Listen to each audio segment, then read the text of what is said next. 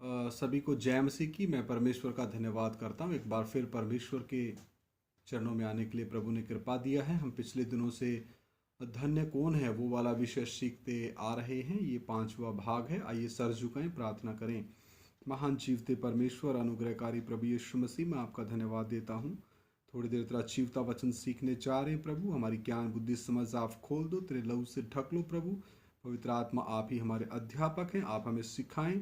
जो भी भाई बहन, बच्चे बुजुर्ग, नौजवान, माता पिता इस वीडियो को सोशल मीडिया के साधन के द्वारा देखें, पवित्र आत्मा आप एक एक से बात करें प्रभु यीशु मसीह के नाम। एक एक की ज्ञान बुद्धि समझ खुल जाए प्रभु यीशु मसीह के नाम से मांगते, सुनो और ग्रहण करो, आमीन।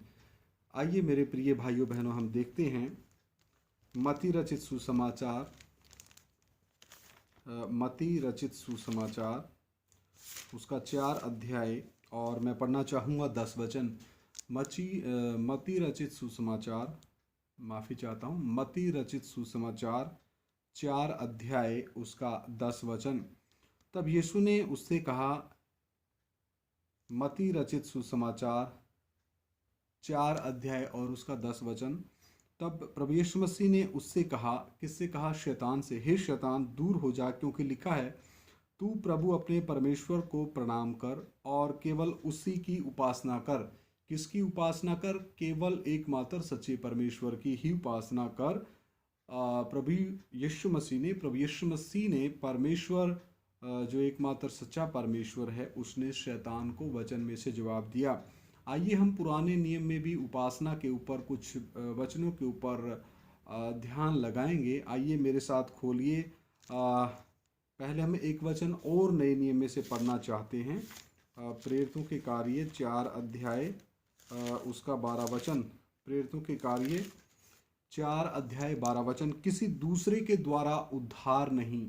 वचन में स्पष्ट लिखा है मेरे भाइयों बहनों, चाहे आप किसी भी धर्म जाति बिरादरी से संबंध रखते हैं, वचन परमेश्वर की जो आवाज़ है, एकमात्र सच्चे परमेश्वर ने अपनी आवाज़ को जो लिख के हमारी अपनी भाषा में दे दिया है, जिसका नाम है पवित्र शास्त्र बाइबल। बाइबल अर्थात जो ग्रीक भाषा के शब्द बिबलियो से बना है, अर्थात कई पुस्तकों का संग्रह। इसमें पुराने नियम में 39 किताबें हैं और नए नियम में 27 किताबें हैं। कुल मिलकर 66 किताबों से ये बाइबल बनती है। ये 66 किताबों का एक संग्रह है, जिसे हम परमेश्वर का वचन कहते हैं। और ये परमेश्वर की आवाज़ है, जिसको पवित्र आत्मा के द्वारा लगभग इस पृथ्वी के 40 लोगों को, 40 संतों को, जो अमीर से लेकर गरीब तक परमेश्वर ने चुने। क्योंकि परमेश्वर कोई भेदभाव या पक्षपात नहीं करता, इसलिए परमेश्वर ने सभी धर्म जाति बिरादरियों से प्रभु के दासों को चुना और पवित्र आत्मा ने उनको परमेश्वर की आवाज़ लिखने के लिए प्रेरित किया। और वही वचन पवित्र शास्त्र में लिख करके आज हमारे सामने हैं, अपनी ही भाषा में सामने हैं। हम परमेश्वर के कितने शुक्रगुजार होने चाहिए। मैं पढ़ रहा हूँ प्रेरितों के कार्य 4 अध्याय 12 वचन। किसी दूसरे के द्वारा उद्धार नहीं, क्योंकि स्वर्ग के नीचे, कहाँ? स्वर्ग के नीचे मनुष्यों में और कोई दूसरा नाम नहीं दिया गया जिसके द्वारा हम उद्धार पा सके। मेरे प्रिय भाइयों बहनों, एक ही नाम है, वो नाम है प्रभु यीशु मसीह। आइए अब हम निर्गमन की किताब में देखते हैं। पुराने नियम में यहोवा परमेश्वर ने अपने निज प्रजा इज़राइलियों को, यहूदियों को कौन सा नियम दिया था? आइए मेरे साथ निकालिए। निर्गमन 20 अध्याय का मैं पढ़ना चाहूँगा 3 वचन। तू मुझे छोड़ दूसरों को ईश्वर करके ना मानना। पुराने नियम में स्पष्ट कहा गया था कि हे इज़राइल सुन, तू मुझे छोड़ करके दूसरे किसी भी देवी देवता को ईश्वर करके ना मानना। निर्गमन 22 का 20 भी मैं पढ़ना चाहूँगा। जो कोई यहोवा को छोड़ किसी और देवता के लिए बलि करे, उसका सत्यानाश किया जाए। मेरे प्रिय भाइयों बहनों, कितना कठोर वचन है यहोवा परमेश्वर ने यहूदियों को दिया था, जो नैतिक और धार्मिक नियमों की सूची में आता है। निर्गमन 22 अध्याय का 20। जो कोई यहोवा को छोड़ किसी और देवता के लिए बलि करे पापों के निमित्त, तो उसका सत्यानाश किया जाए। आगे मैं पढ़ना चाहूँगा निर्गमन 23 का 25। तू अपने परमेश्वर यहोवा की उपासना करना। किसकी उपासना करना? तू अपने परमेश्वर यहोवा की उपासना करना। वह तब वह तेरे अन्न जल पर आशीष देगा और तेरे बीच में से रोग दूर करेगा। हालेलुया! कितना स्पष्ट है। तो मैं इन वचनों में से जल्दी जल्दी जाना चाहूँगा, क्योंकि ये वचन मैक्सिमम या ज़्यादातर तौर पे आप सभी इन वचनों से परिचित हैं। आइए हम अगला वचन जो पढ़ते हैं, निर्गमन 34 का 14 वचन। निर्गमन 34 का 14। क्योंकि तुम्हें किसी दूसरे को ईश्वर करके दंडवत करने की आज्ञा नहीं। यहोवा परमेश्वर ने मना किया, एकमात्र सच्चे परमेश्वर ने। यहोवा परमेश्वर जो कुंवारी मरियम के घर में आया, आदि में जो वचन था, वचन परमेश्वर के साथ था, वचन ही परमेश्वर था और वचन ही देहधारी हुआ। ऐसा यूहन्ना रचित सुसमाचार पहला अध्याय में लिखा गया है। तो असल में परमेश्वर मैं जो हूँ सो हूँ, अर्थात मैं हूँ, ऐसा जो निर्गमन तीसरे अध्याय में लिखा गया है, जैसा मूसा को परमेश्वर ने प्रकट करके दिया, तो यहाँ पर क्या हुक्म दे रहा है? क्योंकि तुम्हें किसी दूसरे को ईश्वर करके दंडवत करने की आज्ञा नहीं, क्योंकि यहोवा जिसका नाम जलनशील है, क्या है? जलनशील है, वह जल उठने वाला परमेश्वर है। तो एक आत्मिक जलन से भरा हुआ हमारा परमेश्वर है, क्योंकि वही अल्फा है, वही ओमेगा है।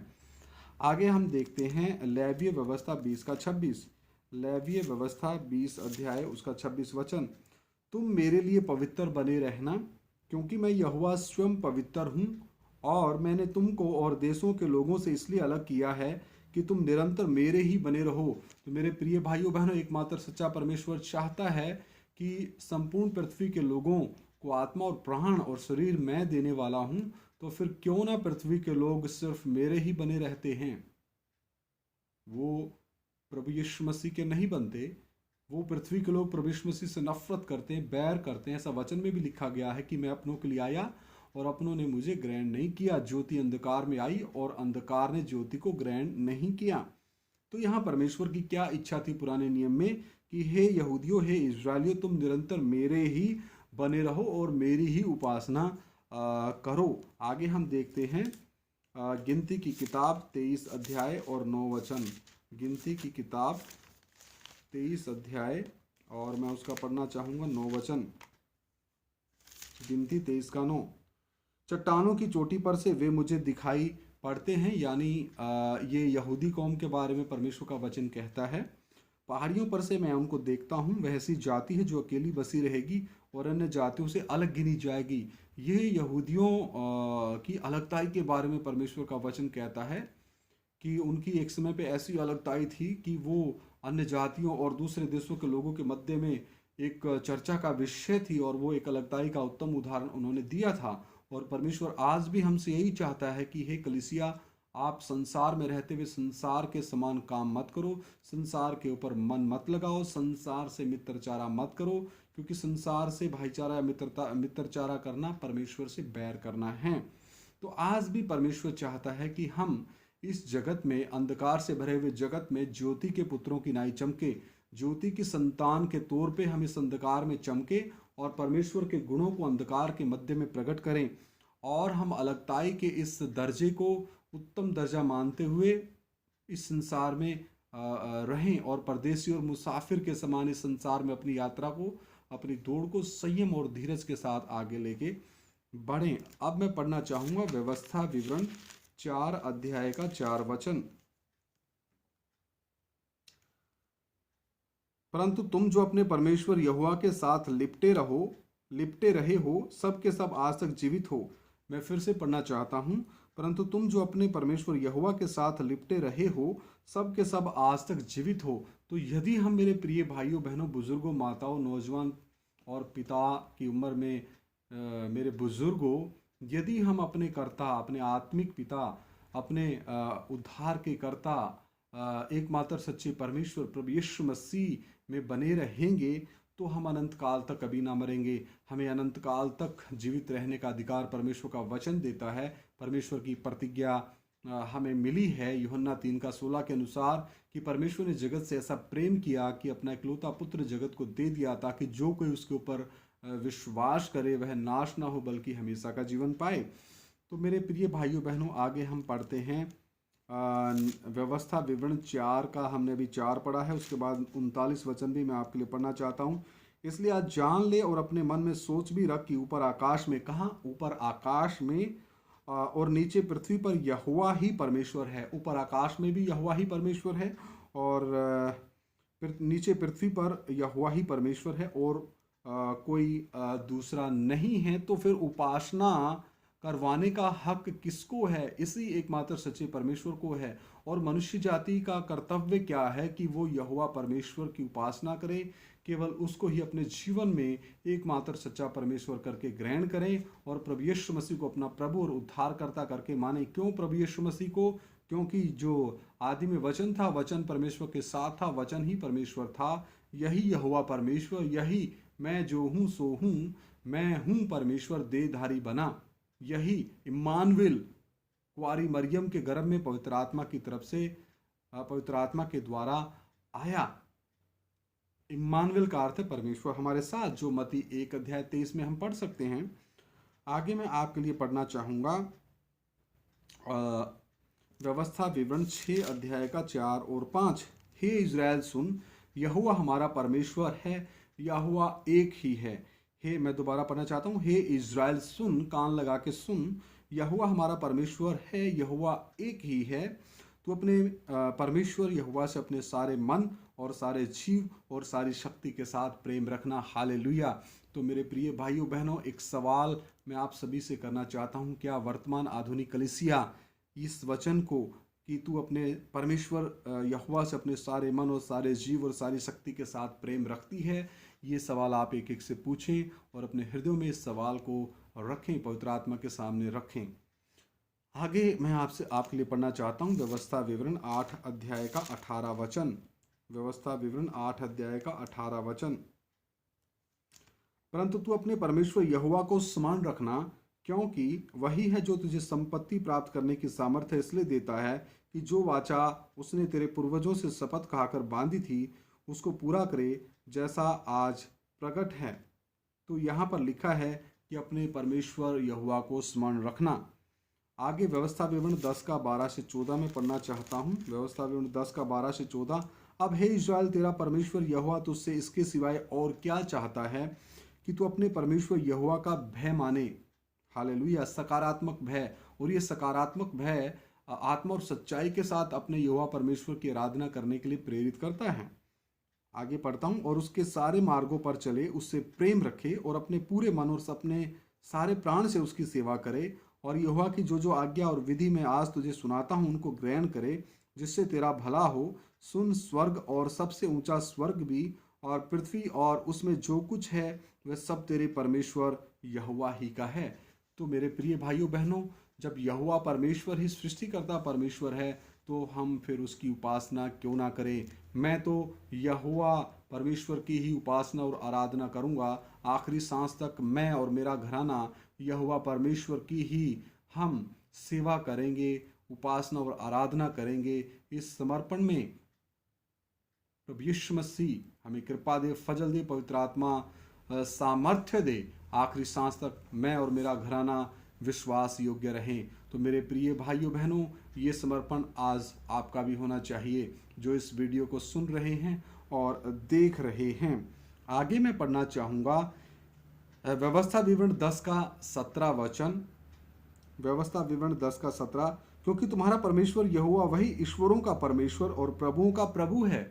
ईश्वरों का भी परमेश्वर है और प्रभुओं का प्रभु है। जो अपने आप में ईश्वर कहलाते हैं और अपने आप में प्रभु कहलाते हैं, ये उनका भी कमांडर है। हालेलुया। ये सुप्रीम कमांडर है, ये सर्वोच्च अधिपति है, अनंत काल का पिता है, प्रभुता इसके कांधे पर है, शांति का राजकुमार है, पराक्रमी परमेश्वर है। हालेलुया। सबसे पहला और सबसे आखिरी है। मैं एक बार फिर पढ़ना चाहता हूं क्योंकि ये वचन पढ़ के मुझे बहुत खुशी महसूस हो रही है।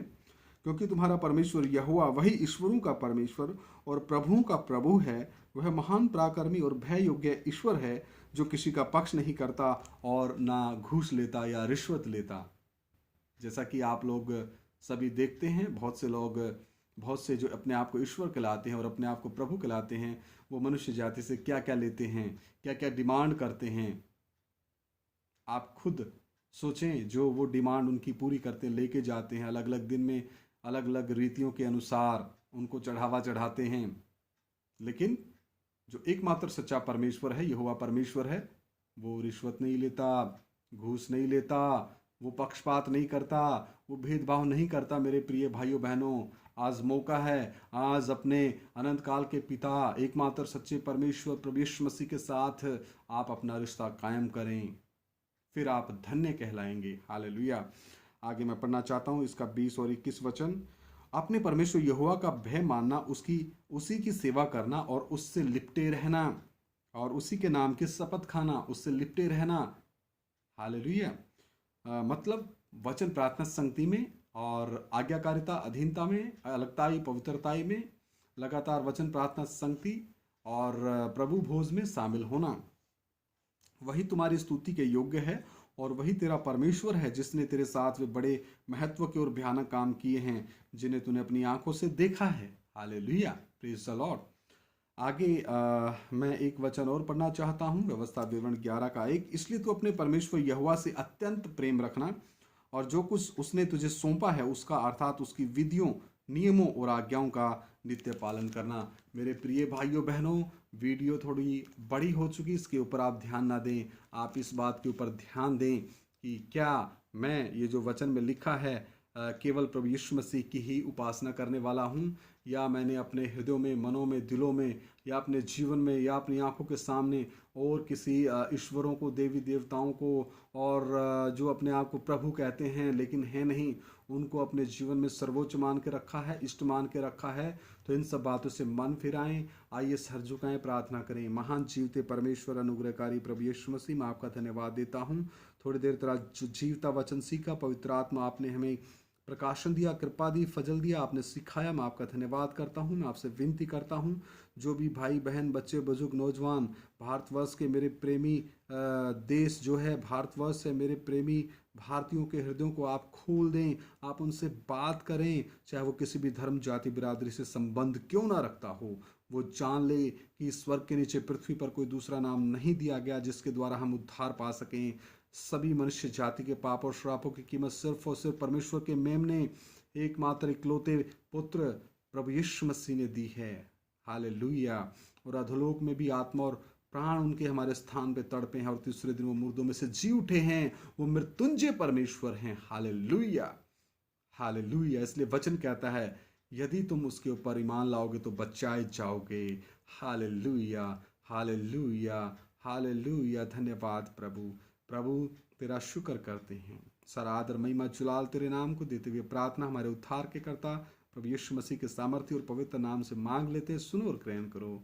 आमीन, आमीन। सभी को जय मसीह की। मैं आपसे विनती करता हूँ, परमेश्वर के इस वचन को पढ़ें, मनन करें, नोट्स बनाएं और नए साल में एक सही समर्पण के साथ प्रवेश करें। प्रभु आप सभी के साथ हो।